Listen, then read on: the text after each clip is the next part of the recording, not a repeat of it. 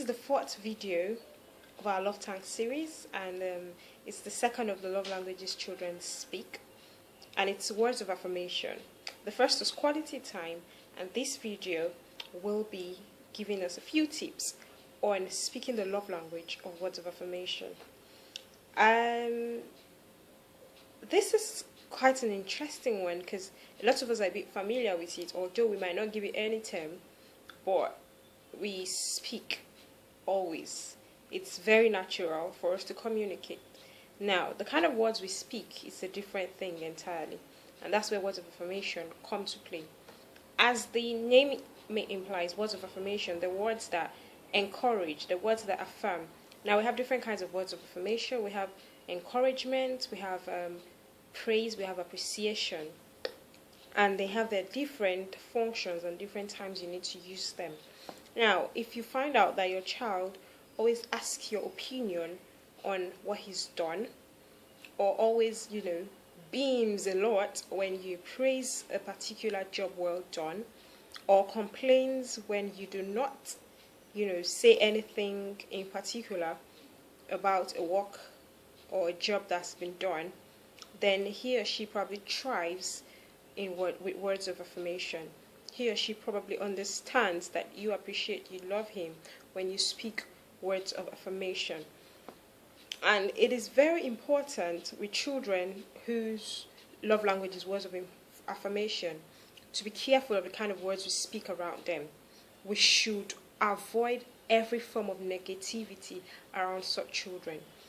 Even if you need to correct wrongs, then you need to choose your words carefully in a way that you are not breaking the child's spirit or bringing down his or her self-esteem. She's already look for the positive to reinforce the negative, instead of reinforcing the negative and ignoring the positive. So reinforce the good to correct the bad. Reinforce the good to correct the bad. Now, that's one example. A second example to, drive this point home would be Bayo. Bayo is quite obedient at home, very respectful, but seems to be doing not too well in schoolwork. Now, instead of saying, "Oh, you're such a playful child, you are not serious at all, you are not, in fact, I'm just disappointed in you," it's best to say, "I appreciate the good work you do at home. I appreciate how respectful you are, and I always tell you that, and I appreciate how much you help me around the house. But it's also very important for you to take your studies seriously. It's important for you to take your schoolwork seriously, because that is what you would need to become a great person in life, because that's what you would need to become number one in life. You need to do a fantastic job in school so that you'll be recognized as a great person, and you can also please God." Now, you have clearly stated the fact that you believe in him, and then you let him know that, "I know you can do it. You're a good child. You're already showing me you're a good child at home, and I believe you will carry on the same attitude to your schoolwork." Now, the child is already happy that you have praised his homework. Now, he would also want the same kind of appreciation in his schoolwork. And plus, you've told him that that's what will make him a great person, which he wants to hear.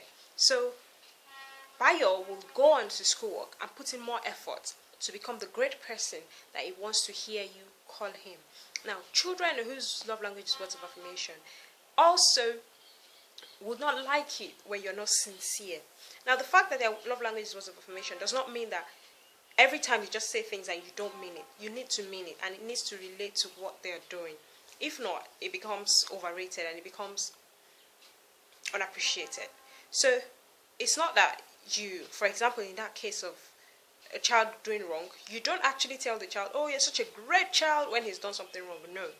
Let him know he's done something wrong. But let him know you believe that he's going to do good because he's a great child. Now, you have emphasized the fact that he's a good person. You love him for who he is, but you don't like what he's done. Now, all of these things actually take a lot of patience in dealing with, because there are times that you just don't understand why that child is not doing what you want him to do.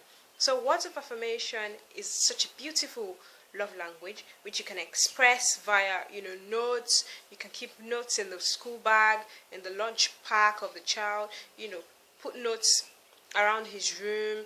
Mommy loves you, hang around his bed. Let him know, let her know that you actually really care. They try with words like that and they boom. You see, they have a full love tank and they want to hear more of this, more of sincere words, and they go out to do even more. So I hope we've learned a thing or two here. And by the grace of God, it actually takes the grace of God to, watch what we say. Because the Bible says we should listen twice. Is it listen twice? We should be slow to speak. We should be slow to speak, because words are like eggs. When they're spoken, they can't be taken back. You cannot take words back. I'm a word person. I know how much I thrive on words that's spoken to me. Tell me something and I actually take your word for what you've said. It actually, I'm just realizing how much it is that words affect me. So someone like me would not want to hear that we don't want to hear much negativity. Another thing that a parent needs to take note of is, if you are going to speak, of the negativity of that child, try as much as possible to keep his ears off the ground. So the child should not be around where you are, probably making a complaint about him, especially negative ones, very negative ones. It should be minimal. The percentage should be low. Praise them in public. Let them know that they actually love and then they want to continue in that line. Many a times this is positive, it is positive parenting. They actually continue, and the thing is starting early. That's the key. It's always good to start early, because when you start early, then the child is used to it already. It's not like just coming in between. And if you're going to have to start just now, it's never too late really, but it's best to start early. It's best to start early. So I hope we have learned a thing or two. And in our relationship with everyone, we need to be careful of the words we speak, because our words can make or mar people. Your words, some people speak words to someone else and the person can just go and hang yourself. I know a lot of people who prefer to be beaten than to be spoken to. When you do wrong and then your parents ask you to sit down and they begin to speak to you. Yoruba people like say, "Onu eloro." So that is, they're feeding you with words and you cannot. Unlike beating, unlike physical, spanking, which you can always, words just go deep down and it seems like they just touch a soft spot in you. So words of affirmation is very essential for every child. It's not just the child whose love language is words of affirmation. We need to watch our language. We need to be careful how we relate with children, because you need to build a healthy self-esteem. I need to build hearts of love. So let's keep building hearts of love, people, and let's drop our comments below. What words do you think you can say to a child today? So the giveaway. Now, the first one was in the second video. The first step was in the second video. Now, in this particular video, I would like us to drop a few words of affirmation that you can tell a child. What words of affirmation are you going to tell a child you see today? Apart from telling the child how beautiful, it's very easy for us to say, "Oh, you look so beautiful and cute." What other words can you say that will stay with that child? What would you say to a child that you see today? Drop that in the comment box and continue. Of course, you need to have done the first steps and then this one and then the last one, which will come in subsequent video.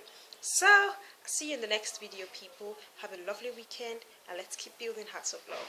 Bye.